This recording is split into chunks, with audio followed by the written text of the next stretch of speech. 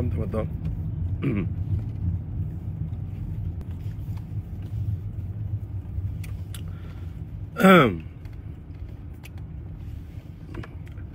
Bismillah, assalamualaikum warahmatullahi wabarakatuh. Selamat malam para sahabat. Saya hadir malam ini di tengah perjalanan pulang untuk menemani para sahabat dengan satu tema yang mungkin dianggap berat, tetapi menurut saya tema ini perlu dibicarakan secara lebih baik untuk menghindari jika percakapan yang telah berkembang adalah percakapan yang kurang sehat bagi kita. Ini waktu kita untuk sedikit memperbaiki struktur dari percakapannya. Saya sudah mengatakan di beberapa postingan bahwa bagaimana bisa sebuah undang-undang yang disebut dengan Undang-Undang Cipta Lapangan Kerja tiba-tiba dimusuhi oleh masyarakat, menciptakan demonstrasi besar dan kekacauan di mana-mana. Maka saya ingin ngajak kita semua untuk membaca akar daripada persoalannya, termasuk juga akar ini tidak disadari oleh pemerintah. Presiden, wakil presiden, para menko dan para jajaran kabinet nggak paham soal ini. Saya nyatakan ini secara jelas karena saya udah lacak ini dari awal. Memang orang-orang ini nggak paham. Pertama-tama mazhab daripada Undang-Undang Sapu Jagat Omnibus Law Cipta Kerja ini, mazhabnya itu adalah mazhab otoriter. Ya, sekali lagi ini adalah mazhab otoriter. Ini mazhab dari keinginan menyederhanakan persoalan yang tidak mungkin disederhanakan. Pertama-tama karena kita ini negara demokrasi, tidak bisa ada yang sekali jadi. Semua berproses. Undang-undang yang kita sudah produksi dalam 20 tahun terakhir, 22 tahun terakhir setelah demokrasi, itu semuanya adalah undang-undang demokratis. Undang-undang itu sekarang telah mengalami proses uji di Mahkamah Konstitusi. Jadi tidak mungkin dia secara serampangan dirubah, diganti pasal-pasalnya, dicabut, dicomot, ditambal. Padahal di Mahkamah Konstitusi pasal-pasal itu sudah pernah dicopot.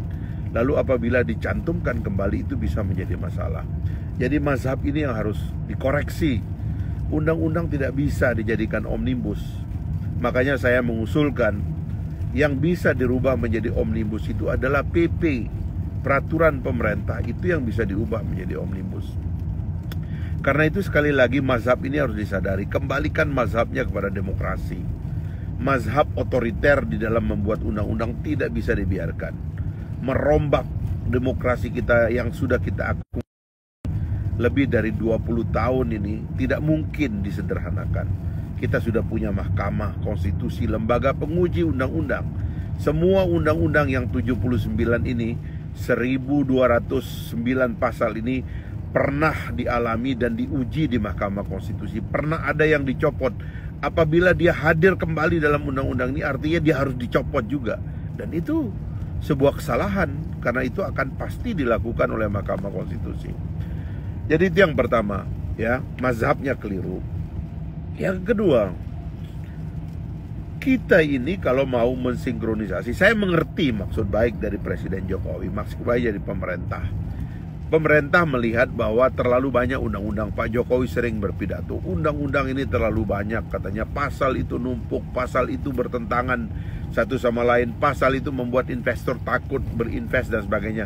Saya mengerti itu. Ada kemungkinan di dalam 20 tahun lebih ini kita telah memproduksi pasal-pasal yang bertentangan satu sama lainnya.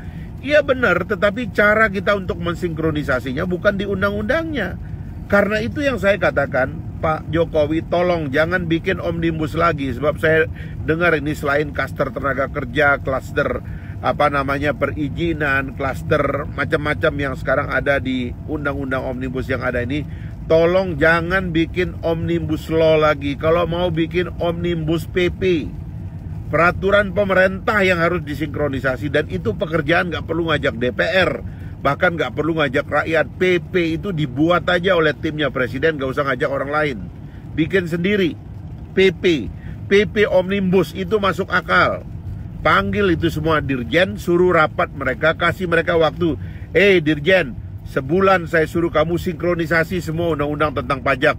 Dirjen, saya minta kamu sebulan sinkronisasi undang-undang tentang perizinan, undang-undang tentang tenaga kerja.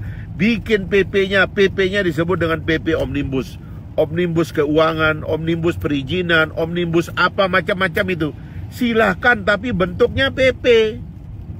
Jangan undang-undang, sebab kalau pakai undang-undang ini sudah berproses di lembaga legislatif, berproses di lembaga Mahkamah Konstitusi, berproses. Apabila pasal itu sudah pernah dicopot oleh Mahkamah Konstitusi, maka pasal itu tidak boleh muncul lagi. Kalau pasal itu muncul lagi, pasti oleh MK nanti dicopot lagi. Kacau lah. Sekarang Omnibus Law dibuat, Cipta Kerja, undang-undang. Sekarang PP-nya baru mau dibuat. PP ini nanti bagaimana? Bagaimana kalau kemudian pasalnya nanti dibatalkan oleh MK lagi secara otomatis? Karena pernah dibatalkan pada masa yang lalu. Kan copot semua jadinya. Jadi berhentilah Bapak Presiden mendengar penasehat-penasehat yang, mohon maaf ini saya mau ngomong dengan omongan yang gak enak itu. Presiden ini gak punya penasehat hukum yang masuk akal. Jangan bikin Omnibus Law, bikinnya PP. Dengan PP ini panggil dirjen. Dirjen, bikin Omnibus PP. Sinkronisasi seluruh aturan teknis di tingkat dirjen, di tingkat pemerintah. PP ini sisir semua.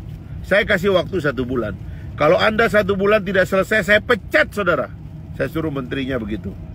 Yang bisa cepat selesai, saya udah jadiin nanti menteri. Gitu dong caranya. Supaya ada perlombaan di eselon 1 ini untuk mensinkronisasi. Sebab masalahnya selama ini ya di eselon 1. Orang-orang itu yang suka ego sektoral, tumpang tindih, ya tuh di situ tempatnya. Jangan di undang-undangnya. Undang-undang berbahaya kalau diubah-ubah. Dijadikan 1, 79 undang-undang jadi 1, itu mustahil, nggak masuk akal. Seperti yang sudah terjadi sekarang. Nah, kalau itu sudah dilakukan, saya yakin Bapak Presiden, maksud baik dari undang-undang itu, maksud baik dari perubahan ini akan didengar oleh semua orang, akan didengar oleh investor, akan didengar oleh rakyat. Rakyat itu akan senang. Sebab apa? Undang-undangnya nggak dirubah, hak buruh nggak dirampas, hak asasi manusia nggak dirampas, keharusan untuk menjaga lingkungan nggak dirampas, profesi-profesi yang lain nggak marah, kampus pendidikan nggak marah karena undang-undangnya nggak dirubah. Yang diperbaiki cuma PP. PP itu sinkronisasi. Tugasnya pemerintah sendiri, diteken oleh presiden, gak perlu ajak DPR. Kan begitu enak, Pak. Tapi iseng-iseng mau merubah undang-undang. Sekarang udah kacau jadinya. Terbakar di mana-mana. Sekarang orang mau ditangkap. Gara-gara nulis di Facebook, gara-gara bikin komen, ditangkap. Sibuklah polisi, tambah keruhlah keadaan. Padahal kekeruhan itu berasal dari pemerintah sendiri. Omnibus ini keruh. 8 bulan yang lalu saya sudah mengatakan tidak bisa bikin Omnibus Law.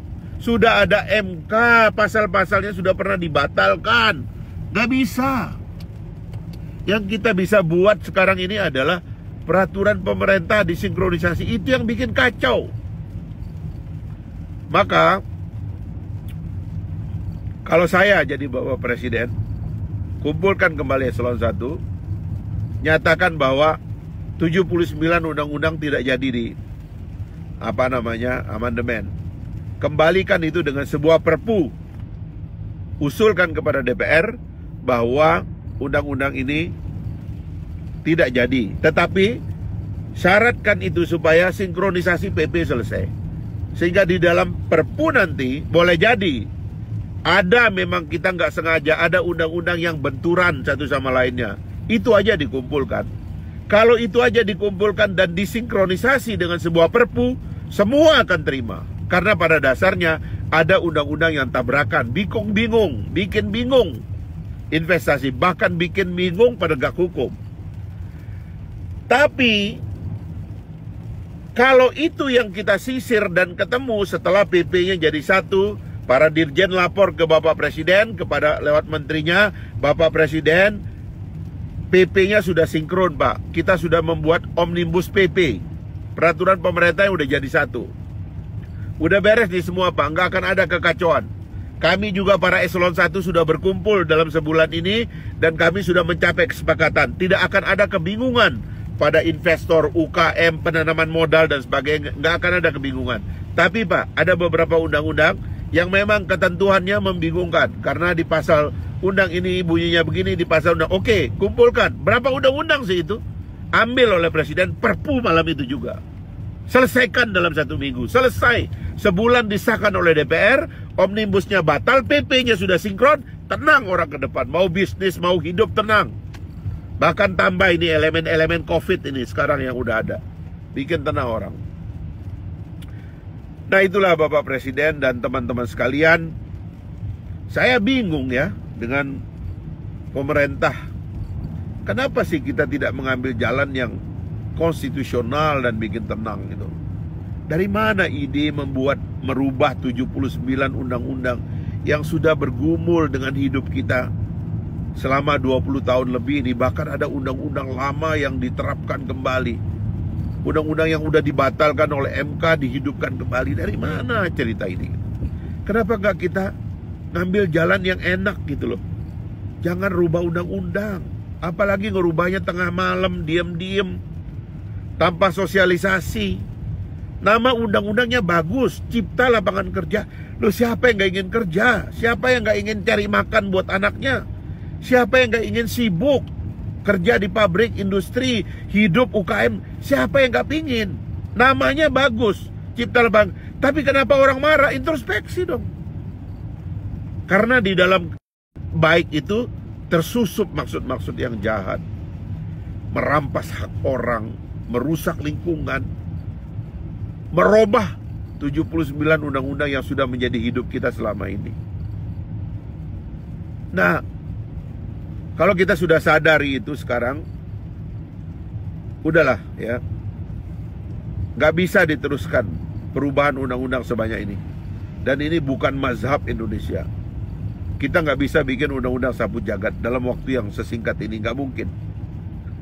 Kita ini mau merubah criminal code, ya, undang-undang yang dibuat di zaman Belanda. KUHP yang pembahasannya tuh udah 13 tahun. Pembahasannya 13 tahun. Toh pun masih di demo sama rakyat. Itu undang-undang baik. Undang-undang untuk mengganti produk Belanda penjajah. Kita mau rubah 13 tahun pembahasannya. Bentrok antara lembaga negara. Kita mau sinkronisasi, masih aja ditentang oleh rakyat. Karena dianggap komunikasinya kurang banyak. Oke. Harusnya itu yang diperbaiki pelan-pelan. KUHP diperbaiki, KUHAP diperbaiki, KUH Perdata diperbaiki, hukum acara perdata diperbaiki. Itu harusnya yang kita lakukan. Sebab itu juga semua sumber daripada ketidakpastian.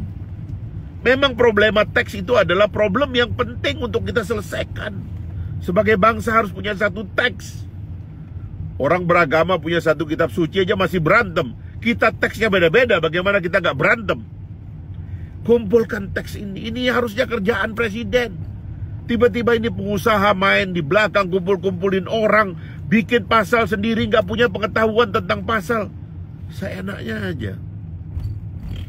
Jadi usul saya, tengah malam saya bicara gini nih karena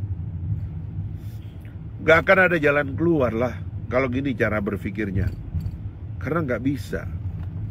Undang-undang yang telah kita buat bersama-sama dalam tempo 20 tahun nggak bisa diringkas. PP-nya yang harus ditertibkan. Menteri-menteri itu seenaknya aja bikin PP sesuai dengan kemauan mereka. Ego sektoral ada di situ. Semuanya pengen dihargai. Semuanya ingin mendapat cawe-cawe di dalam semua proses birokrasi pemerintahan. Ini yang harus ditertibkan, bukan undang-undang. Undang-undang itu dibuat oleh lembaga perwakilan rakyat bersama DPR. Itu induk. Yang di bawah ini birokrasi ini harus dibereskan. Sehingga dengan demikian mudah-mudahan ada jalan. Sampaikan kepada rakyat terbuka, jangan tertutup. Jangan ada agenda tersembunyi. Jangan punya maksud-maksud yang tidak baik dalam undang-undang ini. Terbukalah. Kalau maksudnya untuk bikin rakyat kerja, bikin rakyat sejahtera, bikin rakyat sibuk, baguslah. Pasti didukung oleh rakyat. Mana ada sih rakyat itu yang usil, mau diperbaiki nggak mau? Nggak ada. Yang ada itu kurang komunikasi. Komunikasikan maksud baik saudara kepada rakyat dari awal. Tunjukkan bahwa ini maksudnya baik. Nggak mungkin maksud baik ditolak, asalkan terbuka. Itulah sebabnya kemudian kita sering tergoda untuk melihat pemerintah kita secara terus-menerus berdiri dan berbicara. Hentikanlah penangkapan orang-orang hanya karena posting, hanya karena bicara, hanya karena menulis di laman sosial media. Hentikan itu. Yang harus ada adalah rakyat ingin mendengar versi yang benar dari maksud baik pemerintah itu apa. Sekeruh-keruh keadaan, apabila sumber mata airnya itu jernih, dia akan jernih. Pemerintah sebagai sumber mata air harus tetap jernih. Katakan apa yang sebenarnya terjadi. Tetapi apabila pemerintah juga memproduksi kekeruhan, maka keruhlah semuanya. Meskipun keadaan jernih pun, apabila pemerintah memproduksi kekeruhan, keruhlah jadinya. Menangkap orang karena berpendapat di sosial media adalah kekeruhan. Kalau Anda mau jernihkan, bicaralah yang baik. Pejabat itu dibayar untuk berbicara dan menyatakan yang baik. Podium saudara, privilege saudara untuk dikutip dan berbicara di media, apalagi sekarang ada sosial media, itu Anda dibayar untuk itu. Itu adalah kejernihan. Bicara yang benar, yang jujur. Rakyat ingin mendengar apa maksud baik saudara di belakang semua ini. Itulah teman-teman, saya mohon maaf mengganggu waktu istirahat Anda malam minggu. Tapi menurut saya Pak Mahfud sebagai Menko Polkam, klarifikasi Bapak Presiden itu tidak cukup. Apalagi ujuk-ujuk nyuruh Presiden meringkas sesuatu yang sudah rumit di bawah, itu tidak akan cukup. Justru itu menghancurkan reputasi Presiden. Ayolah, kita nggak mungkin merangkum undang-undang ini. Percaya saya deh, nggak mungkin. Nggak mungkin. Nggak masuk akal di saya. Pasal-pasal yang sudah dibatalkan oleh MK dihidupkan kembali itu mustahil lah. Karena itu kembalilah ke jalan yang benar, ya. Terima kasih teman-teman. Terima kasih atas tanggapannya. Nanti kita sambung, ya. Selamat bermalam minggu, selamat beristirahat. Wassalamualaikum warahmatullahi wabarakatuh.